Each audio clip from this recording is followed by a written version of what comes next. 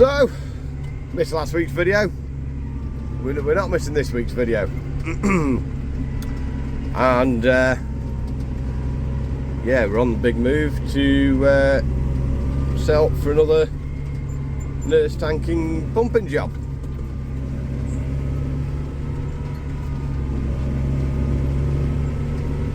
How easy is that thing to move about? No dramas.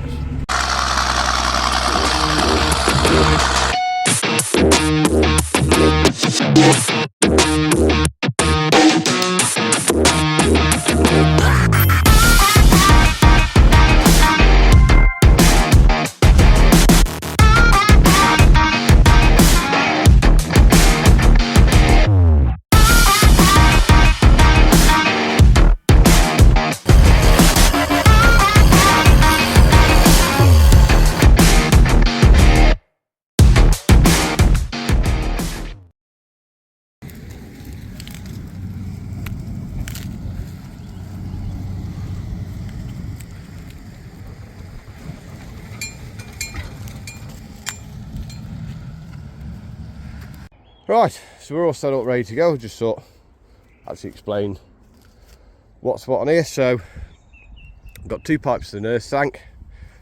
That one's obviously your feed-in pipe into the inlet. Then we've got this second pipe here that goes into that one so that we can circulate the nurse tank and stir it to keep the sediment and crust off it, so it keeps inside the tank clean, so shouldn't need to clean it out. We've got the airline there off the compressor that goes onto that fitting, so when we've finished the field we'll blow the line out with air, so the line's all nice and clean and empty, ready to wrap it up or drop a pipe off or whatever we need to do to either move into the next field or finish the job. We've got a little pipe there with a handle on it. That pipe is just when we've blown out, quite often there's a pressure still in the pipe, so open that gate valve and that lets pressure out the pipe so we can disconnect it without having a wonderful poo shower. So might be able to tell Puma's just looking a little bit cleaner. End up with a spare day, so she's had a big tea-cut and polish just to bring her back up to a nice red and put a nice shine on her. We've also done a few other little mods to her. So we remember the toolbox of disaster that had to be modified due to leaving the tractor unintentionally. Well, it might have intentionally done it, but I really didn't want it to. But by the time you've got a few pins, your other PTO shaft, because obviously you've got a 6 or a 21 spline, fuel tools, there is not enough room in there for, you know, what you need to be out working with. So made this little bracket, so just bolts onto the top step, a little stay down there. Does mean I can't carry the drawbar. I probably will do something at a later date to modify that, but now I've got another big toolbox with a good set of tools in. I had to put a bungee strap. It probably me being getting a bit carried away, but it just looked a bit close to the exhaust. So put a bungee cord around there just to keep that cover off it, because that's only a bit of foamy rubber stuff. That's just there just to waterproof the toolbox, because it's a cantilever, so water will sort of get in all the crevices. And then just to strap over it just to make sure it doesn't leave the tractor. Another little mod, this is more of a long day in the cab sort of mod rather than a practical mod.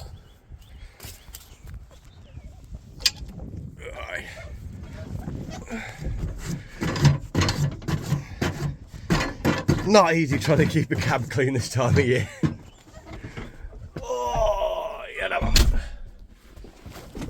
So you've seen the two-way, this is just what these guys run.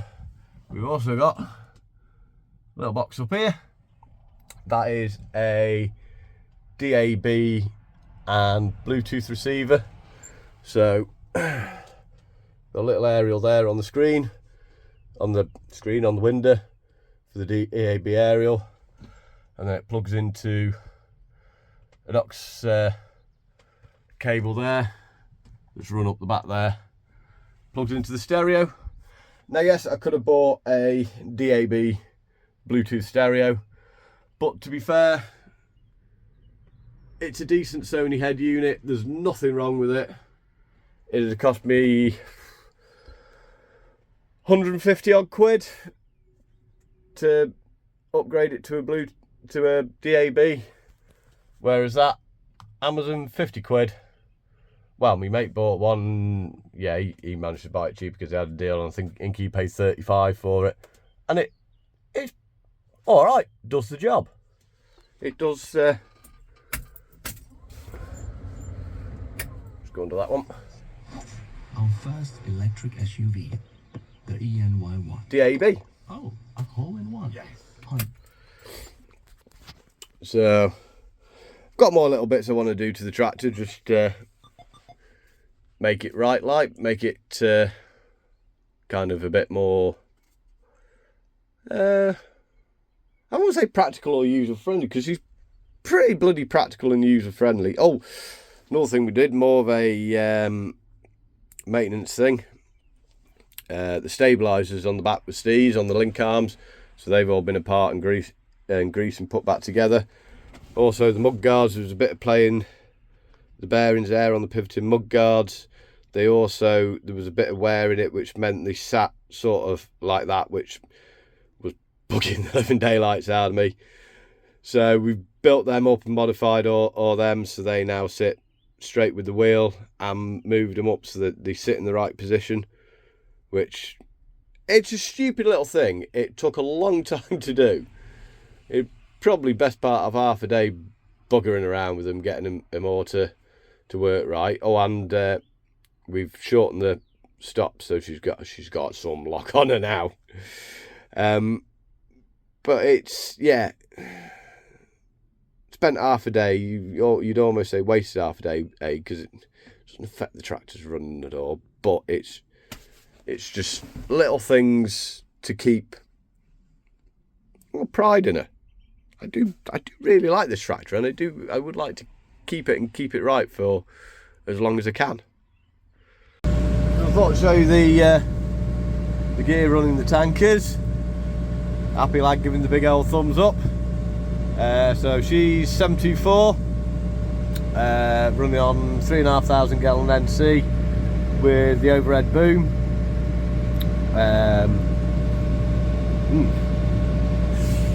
So wait for the next one.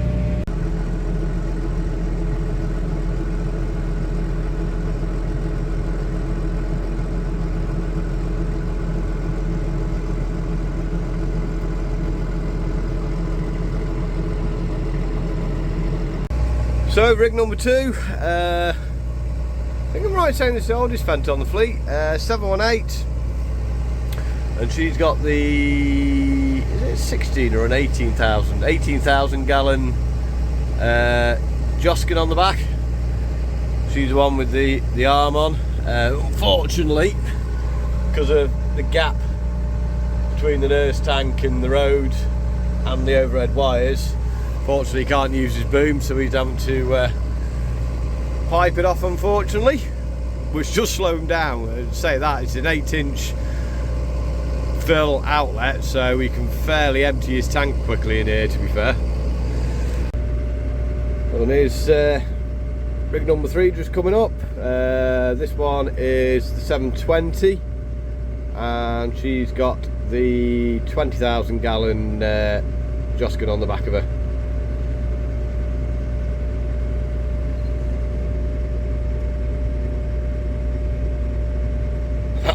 That is a big tanker. So I'll just show you what I mean with the whole circulation thing. I'm not going to climb this one-handed. This is what I mean. So I was just pumping it, taking it out of the bottom of the tank, throwing it back in the top, stirring it around, stirs up any sediment in the bottom, any crust that might form on the top, so it keeps that all nice and clean. So I've just had the last tanker of the run drop, got a little bit of weight, so we'll give this a stir up now. And then as soon as the next tank comes in, it starts pumping in, we'll send it back down the field again.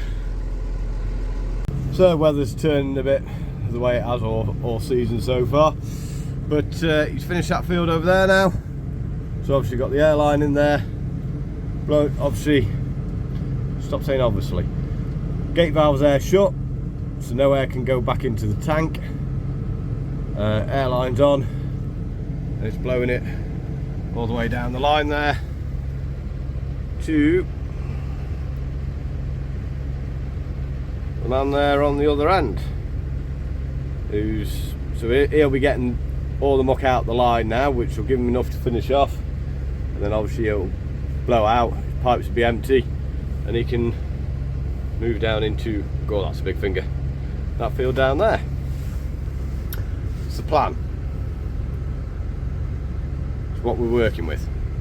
So back up and running again into the next field. Just making a start down there. Not done too bad. We've got 2 tankers waiting.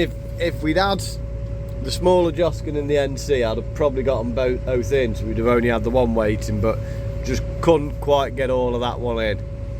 So, but back up and running now. He should be empty any minute. In fact, you can see his pipe moving now, so he's pretty much empty. So yeah, that'll do. So we might just work on this one, change it into the last field. Nurse tank's brimful, but we don't have a tanker waiting. I've had to disconnect the pipe because I've had to rejig this one. Obviously, well, the easiest way to reel it up and reel it back out again, but also you start being this close to the pump, there is the danger that you can move the pipe, and well, that stuff flexes. All that in the pump, that's quite rigid pipe, it tends to snap. So by the looks of it, he's just there at the back. We've got a thumbs up, let's get going. That's it, we're is he running? Not yet.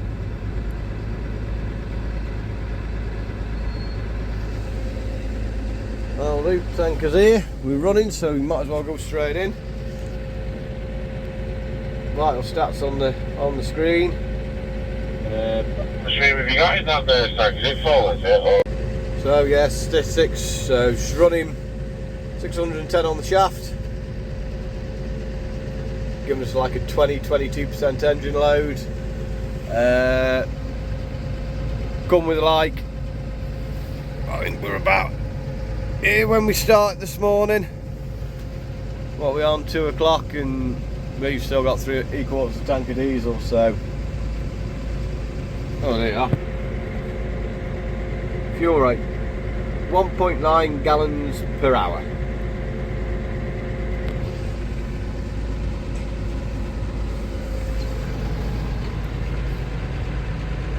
There we go, he's running now.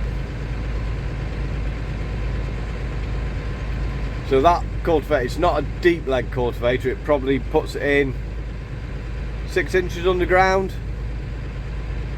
No, probably not even that, probably more like 4 maybe. Yeah, probably 3 or 4 inches under the ground. Just enough to trap the slurry, so all the nutrients stay in the ground, so you're getting better use of your slurry, but also you're less worried about surface runoff, because it's not just sat on top of, especially like this. Look here, I mean, like obviously this being maize store, that's quite a pad of ground. If you just drop slurry on there, if there's any sort of slope, it'll want to run, whereas that, because it's fluffed up and buried underneath, it'll stay where you put it, in theory.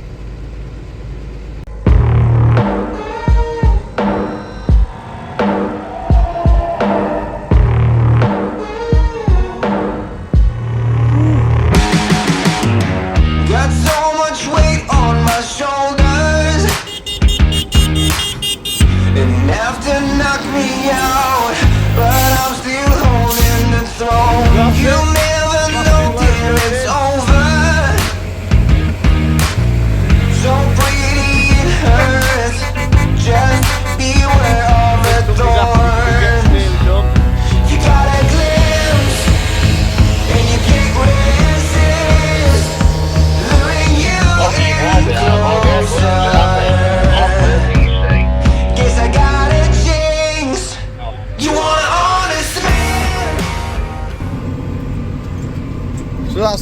are done.